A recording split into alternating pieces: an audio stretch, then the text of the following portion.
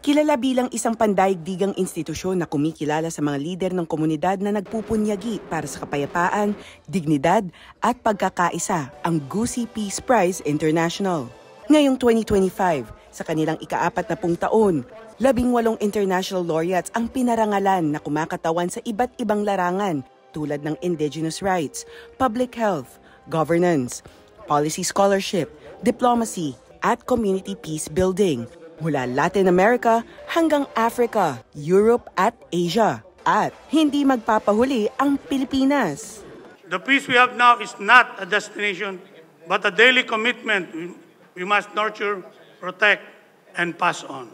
In a world and a political landscape where leaders are often expected to show force and dominance, I choose peace. Iginit din ni Lanao del Sur Governor Mamintal Alonto Adyong Jr.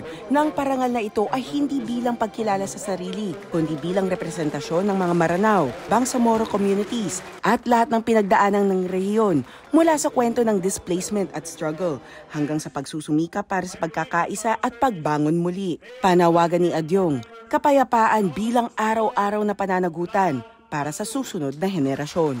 First time ito na governor na Muslim na mapasama dito. Siguro sa mga nagawa natin patungkol sa kapayapaan. Kaya ito para sa aking mga kababayan sa Bangsamoro government, para sa kanilang lahat. Binigyang diin din ni Adyong na ang award ay siyang simbolo ng peace building sa Mindanao at Bangsamoro na pwedeng gawing inspirasyon para sa buong bansa. Ayon naman sa Gusi Peace Prize founder na si Ambassador Barry Gusi, ang pagsasama ng mga leader ng kapayapaan ng iba't ibang bansa ay may panatang itaguyod ang kapayapaan at pagkakaisa.